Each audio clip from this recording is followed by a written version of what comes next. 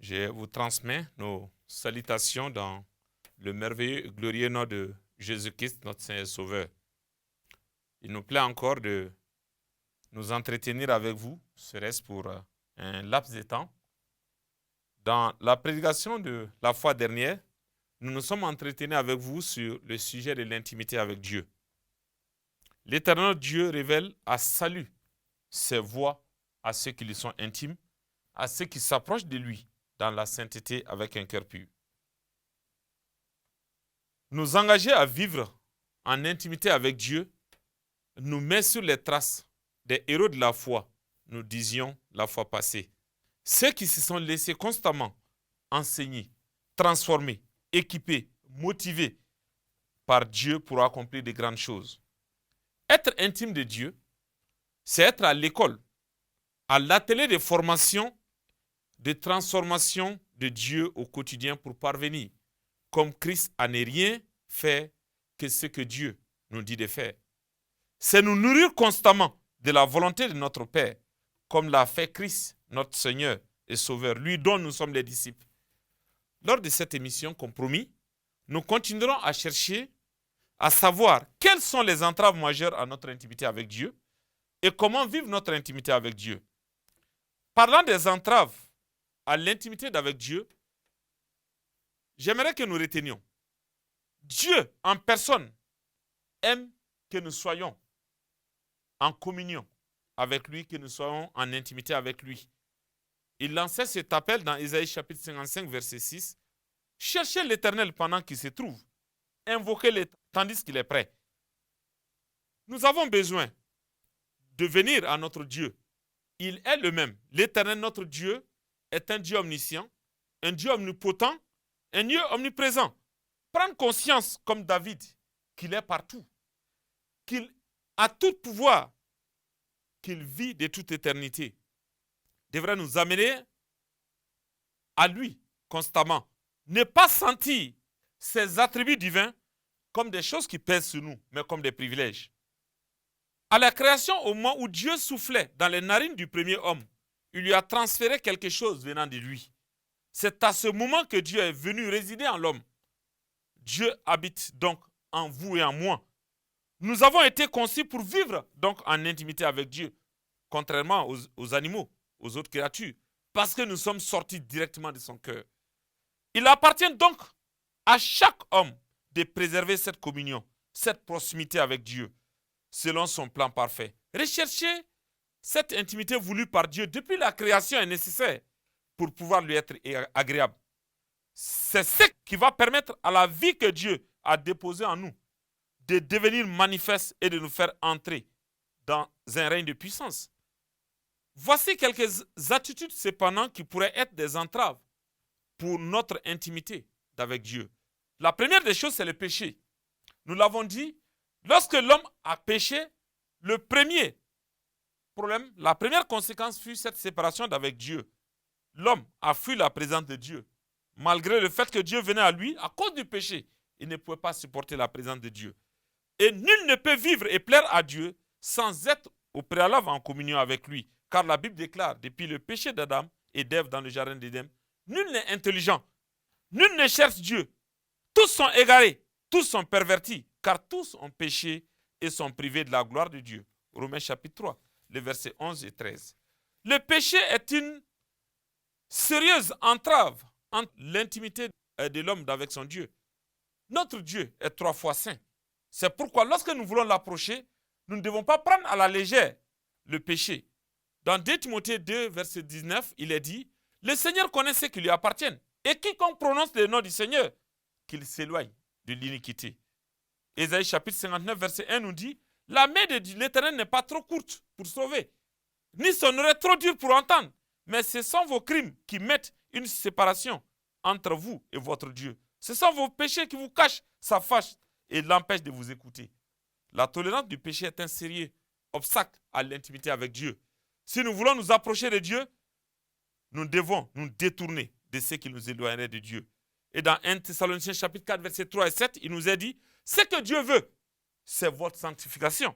Car Dieu ne nous a pas appelés à l'impureté, mais à la sanctification.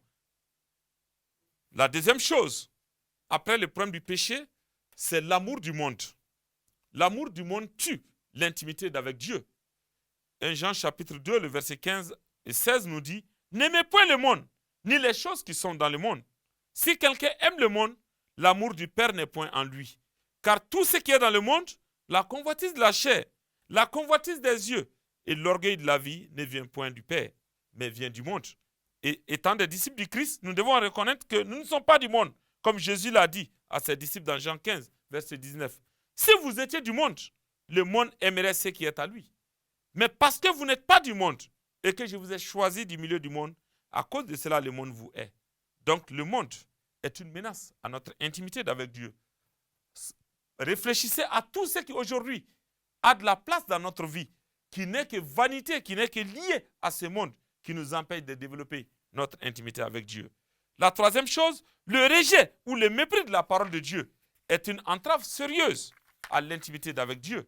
Jean chapitre 1, le verset 12 à 14 nous dit, mais à tous ceux qui l'ont reçu, s'agissant de la parole faite chair de Jésus-Christ, à ceux qui croient en son nom, elle a donné le pouvoir de devenir enfants de Dieu, lesquels sont nés de Dieu. Et la parole a été faite chair, elle a habité parmi nous, pleine de grâce et de vérité, et nous avons contemplé sa gloire, une gloire comme la gloire du Fils unique venu du Père. Et dans 2 Timothée chapitre 3, verset 16 à 17, il est dit, toute écriture est inspirée de Dieu, et utile pour enseigner, pour convaincre, pour corriger, pour instruire dans la justice, afin que l'homme de Dieu soit accompli et propre à de bonnes œuvres. Bien-aimés, tenons compte de ces trois facteurs qui peuvent être une véritable entrave à notre communion avec Dieu, à notre vie intime avec Dieu. Le péché, l'amour du monde et le mépris de la parole de Dieu. Comment pourrons-nous donc vivre l'intimité avec notre Dieu? Aller à la rencontre, à la recherche de la face de Dieu exige au préalable une réconciliation, comme nous venons de lire tout de suite dans la Bible, dans Romains chapitre 3, les versets 11 et 23. Nul n'est intelligent, nul ne cherche Dieu, tous sont égarés, tous sont pervertis, tous sont péchés et sont privés de la gloire de Dieu. Chers téléspectateurs, la question que vous me poserez pourrait être donc, comment être intime avec un Dieu saint, sans péché et qui est le péché? Oui, Dieu est 3 fois saint, nous dit la Bible. L'Éternel notre Dieu est le péché, mais il aime le pécheur. Quelle grâce! Dans Hébreux chapitre 11, verset 6, il est dit ceci, « Or sans la foi, il est impossible de lui être agréable, car il faut que celui qui s'approche de Dieu croit que Dieu existe et qu'il est le rémunérateur de ceux qui le cherchent. » La Bible nous rassure que Dieu existe et pour l'approcher, il faut croire qu'il existe et qu'il rémunère ceux qui placent leur foi en lui. Il honore notre foi en lui. Ce que la Bible nous enseigne mérite d'être cru. Elle nous déclare que par amour, Dieu a envoyé Jésus-Christ dans ce monde pour nous affranchir du péché et de sa condamnation. Car lorsque nous étions encore sans force, Christ au temps marqué est mort pour des impies. Mais Dieu prouve son amour envers nous en ce que lorsque nous étions encore des pécheurs, Christ est mort pour nous. Romains chapitre 5, versets 6 et 8. Dans le jardin où j'ai montré à l'heure douce de l'aurore, je me rends seul pour rencontrer celui que mon cœur adore. Il marche avec moi, mon sauveur, mon roi. Il me dit que je suis à lui. Il est mon soutien, il est tout mon bien, mon salut, mon divin appui. Il parle et dans mon cœur sa voix fait naître une joie infinie. Les oiseaux même au fond des bois suspendent la mélodie.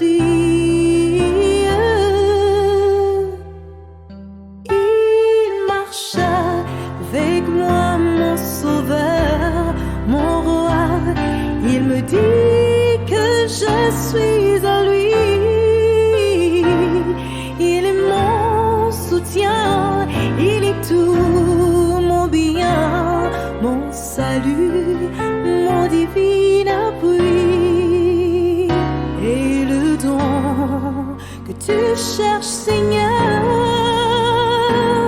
meilleur que les fruits de la terre. C'est l'offrande de tout mon cœur. Elle seule peut te plaire. Il marcha avec moi, mon sauveur, mon roi. Il me dit que je suis à lui. Il est mon soutien, il est tout mon bien, mon salut, mon divin appui. Il est mon soutien, il est tout mon bien, mon salut, mon divin appui. Plusieurs autres déclarations bibliques nous rassurent que la réconciliation entre le Dieu saint et l'homme pécheur a été réalisée par Jésus-Christ. Si quelqu'un est en Christ, il est une nouvelle créature. Les choses anciennes sont passées. Voici, toutes choses sont devenues nouvelles. Et tout cela vient de Dieu qui nous a réconciliés avec lui par Christ et qui nous a donné le ministère de la réconciliation.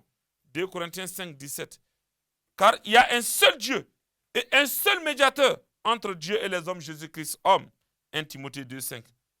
Bien-aimés, la parole de Dieu nous dit que sans la foi, il est impossible de lui être agréable.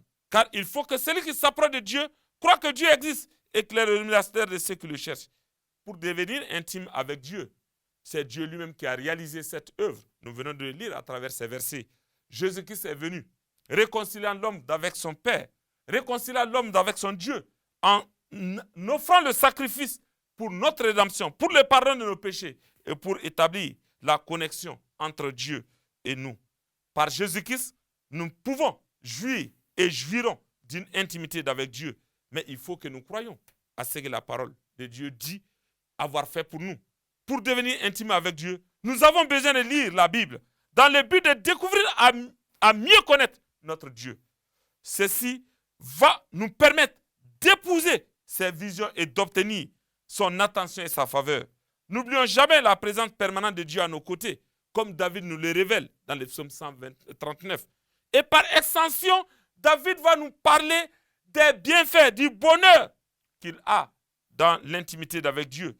C'est le principe d'être conscient, de croire que Dieu est permanemment à ses côtés, que Dieu est permanent avec lui, qu'il est l'intime de Dieu, que David pouvait marcher dans la foi, en allant vers ce que Dieu lui promet et en allant dans la foi que Dieu réalisera tout pour lui.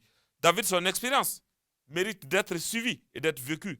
Le principe de la vie par la foi qu'il a mis en exergue nous interpelle aujourd'hui aussi à mettre notre foi en Dieu et en son Fils Jésus-Christ si nous voulons voir sa grandeur et sa fidélité se manifester dans nos vies. Dans le psaume 29, David nous dit que l'Éternel est son berger. Il nous rapporte le bonheur d'être intimement lié à Dieu. L'assurance qui s'y dégage avec tout le bonheur que cela fait.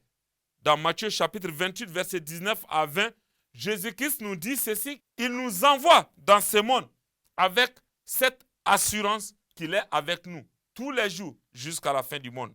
Et qu'est-ce que Jésus veut? Dans l'assurance de sa présence, dans l'assurance de son intimité, dans l'assurance qu'il a reçu tout pouvoir dans les cieux et sur la terre, qu'il a besoin de former à travers nous un peuple, une famille d'hommes et de femmes de croyants. Ce moment précis, nous avons besoin de nous tourner vers la parole de Dieu qui nous dit que tous ont péché et sont privés de la gloire de Dieu et qui sont justifiés gratuitement à travers Jésus-Christ.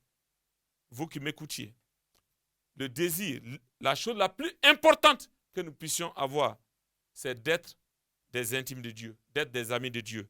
Et Jésus-Christ dit être venu pour nous mettre dans cette relation d'amitié avec notre Dieu, nous mettre en connexion avec Dieu, parce que c'est par lui.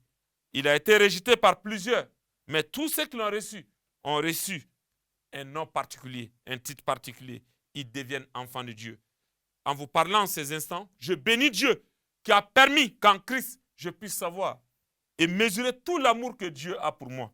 Et je suis sans doute, toujours convaincu de cela, que Dieu est avec moi. Dieu est à moi parce que j'ai ouvert mon cœur à Jésus-Christ. Pour être en communion avec Dieu, Jésus-Christ est venu. Le seul médiateur entre Dieu et les hommes. Il vous tend la main. Êtes-vous prêt à venir à Dieu? Comment avez-vous résolu le problème de vos péchés? Christ dit être venu comme ami, en offrant sa vie pour ses amis. Voudrez-vous l'amitié de Jésus-Christ? Il est allé à la croix pour que vous et moi, nous soyons appelés enfants de Dieu. Nous soyons réconciliés avec Dieu. Nous ayons la paix entre nous et Dieu. Nous ayons la paix de Dieu en nous. Puisse Dieu permettre à chacun d'entre nous d'expérimenter et de vivre cette relation personnelle avec Jésus-Christ à travers laquelle nous recevrons la communion avec Dieu. Nous demeurons dans la paix avec Dieu, dans la paix de Dieu dans nos cœurs. Que Dieu, dans sa grâce, vous visite là où vous êtes, vous accompagne là où vous êtes et vous donne la force de jouir d'une relation intime et vivante avec Jésus-Christ qui aboutit à l'entrée dans la présence céleste de Dieu le jour où votre parcours viendrait à prendre fin sur cette terre. Que Dieu vous bénisse et à la prochaine.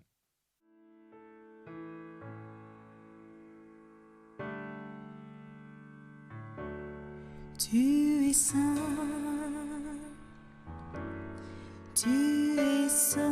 Seigneur, tu es saint, 3 fois saint, tu es saint, Seigneur, tu es saint, 3 fois saint, tu es bon,